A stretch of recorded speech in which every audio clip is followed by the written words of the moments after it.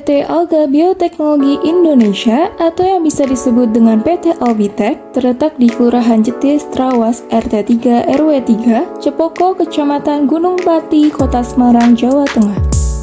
PT Albitek didirikan oleh Bu Falasifa SSI yang dimana pada tahun 2018 penelitian mikroalga di laboratorium, kemudian pada tahun 2019 mendirikan PT Albitek, pada tahun 2020 mengembangkan produksi budidaya mikroalga, kemudian pada tahun 2021 mendapatkan sertifikat BPOM, FDA dan halal, pada tahun 2022 mendapatkan sertifikat ISO 22000 dan PSAT, kemudian pada tahun 2023 mendapatkan sertifikat HACCP dan ISO 9001, dan pada tahun 2024 produksi skala besar RND mikroalga sebagai penangkap karbon.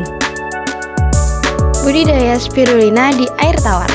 Hal yang perlu disiapkan dalam budidaya tersebut adalah yang pertama, kolam dengan ketinggian 20 cm, kincir air, dan benih spirulina serta nutrisi yang diperlukan untuk pertumbuhan spirulina. Nah, berikut cara budidayanya.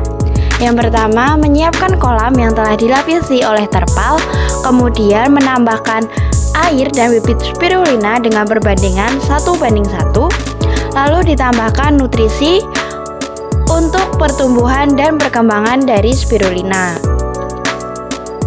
Selama masa pertumbuhan, kondisi air harus selalu teraduk oleh kincir air untuk menjaga pergerakan dan penyerapan nutrisi yang merata serta adanya pertukaran oksigen dan karbon dioksida. Nah, selain itu diperlukan pencahayaan yang cukup baik dari sinar matahari secara langsung maupun dari sinar UV.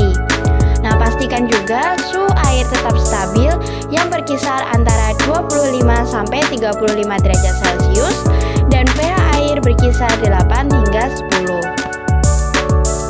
Proses pemanenan dimulai dari air yang berada pada kolam akan dipompa ke paralon dan dialirkan ke saringan dari atas, sehingga spirulina akan tersaring dan air akan mengalir kembali ke kolam. Nah, proses ini dilakukan selama 2 jam.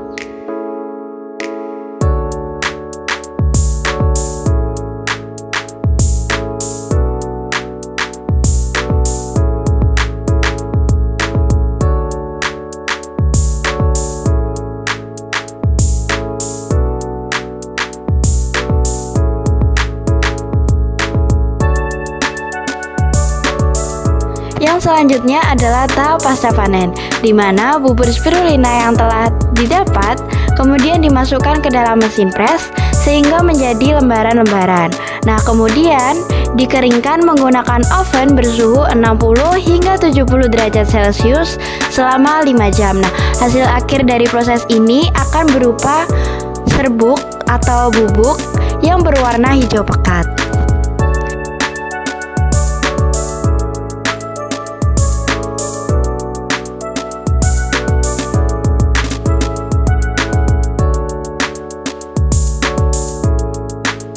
Permintaan global untuk spirulina terus meningkat, didorong oleh kesadaran masyarakat akan pentingnya nutrisi dan kesehatan. Spirulina dikenal sebagai superfood yang kaya akan protein, vitamin, dan mineral, menjadikannya pilihan yang ideal untuk suplemen kesehatan dan produk makanan sehat. Penerapan teknologi canggih dalam budidaya spirulina meningkatkan efisiensi dan hasil produksi. Sistem budidaya yang terintegrasi dan ramah lingkungan tidak hanya mengurangi biaya operasional, tetapi juga meningkatkan produktivitas, menjadikan investasi ini semakin menarik. Spirulina menawarkan peluang untuk diversifikasi produk yang luas, dari suplemen kesehatan hingga bahan baku makanan dan kosmetik. Albitek atau Alga Bioteknologi, perusahaan yang mengembangkan produk dari spirulina ini memiliki peluang pasar yang besar karena mencakup peluang pasar nasional maupun internasional, di mana produk ini dijual melalui platform seperti Shopee ataupun Tokopedia. Albitek ini memiliki dampak yang positif bagi perekonomian masyarakat karena dapat membuka lapangan pekerjaan baru bagi warga sekitar serta dapat menekan angka pengangguran yang ada di Indonesia. Satu unsur penting dalam merintis perusahaan adalah strategi network. Nah, Albitek menunjukkan pendekatan modern dalam membangun jejaring bisnis yang berkelanjutan. Yang pertama, Albitech menerapkan prinsip open networking. Nah, di sini dari penjabaran ownernya, Albitech membuka akses pembelajaran bagi pelajar dan mahasiswa, salah satunya dengan Visit Farm. Nah, pendekatan ini menciptakan ekosistem networking yang kuat antara dunia industri dan akademisi. Seperti yang dijelaskan, Albitech telah berkolaborasi dengan beberapa universitas di Jawa, misalnya seperti dengan UGM dan juga Undip. Nah, selain itu, Albitech memiliki fokus triple bottom line networking. Yang fokus networkingnya itu tidak hanya pada profit atau omset, tapi juga pada yang pertama, environmental impact melalui inovasi Viva Alga. Terus yang kedua ada social impact dengan pemberdayaan generasi muda dan juga turun langsung ke masyarakat untuk tahu inovasi apa yang diperlukan untuk masyarakat. Dan yang terakhir ada governance yang berkontribusi pada kebijakan publik. Seperti kata Mbak Siva, kalau ingin memiliki bisnis yang berkelanjutan, kita harus paham akan regulasi.